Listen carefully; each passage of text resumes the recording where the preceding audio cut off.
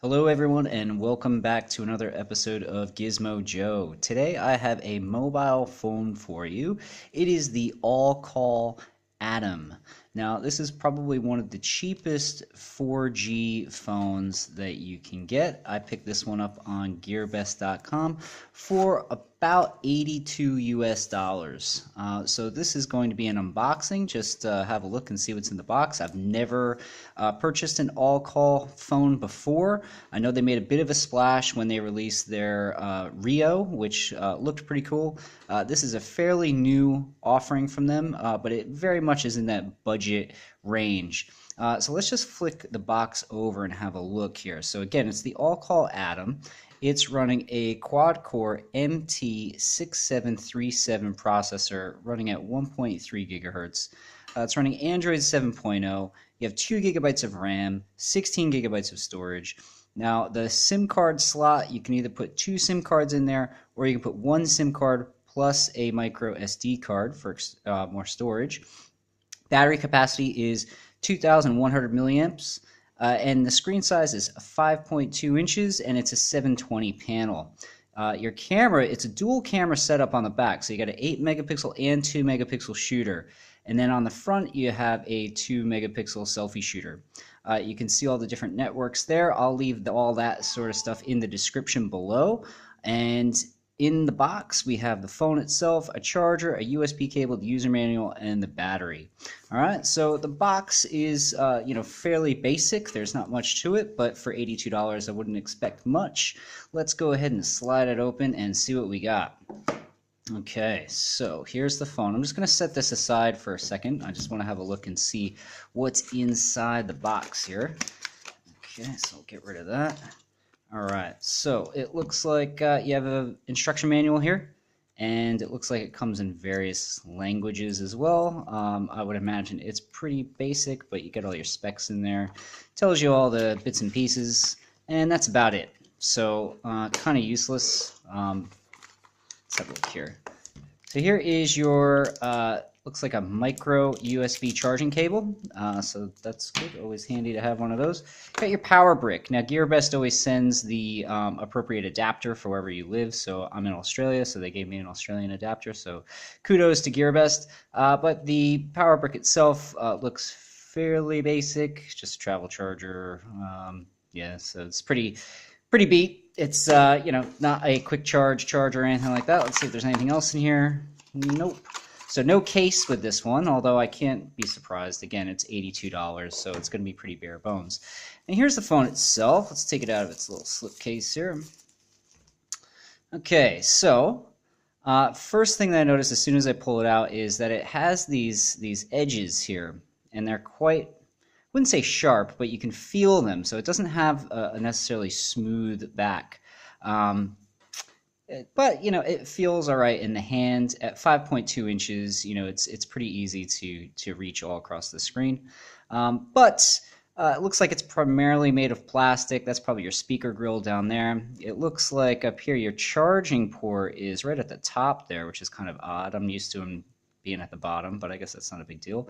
A 3.5 millimeter headphone jack, so that's always good to see. You got your 2 megapixel shooter up there. And if you look on the back here, looks like you have a dual camera setup, although that looks dodgy as, I'm not even sure if that's a lens. So when I come back next week to do the review on this particular phone, I'll definitely be taking a look at the camera setup to see if it is a legitimate dual camera setup. I know a lot of these cheaper Chinese brands, they say it's a dual camera setup to give that bokeh effect, but in reality, all it does is it's a bit of software which blurs everything, and it's not a true dual camera setup. So at $82, I'm really skeptical. And like I said, that doesn't even really look like a lens in there. So I may be wrong. I don't want to pass judgment until I give it a proper test. So stay tuned to this channel. Next week, I'll post the full review on this guy after I use it for about a week.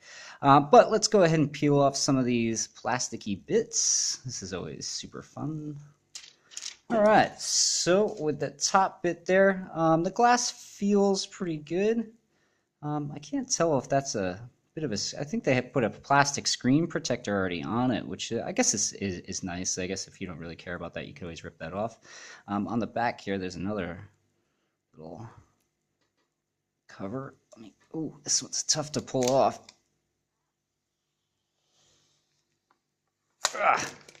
All right, so now this is interesting. This back here kind of feels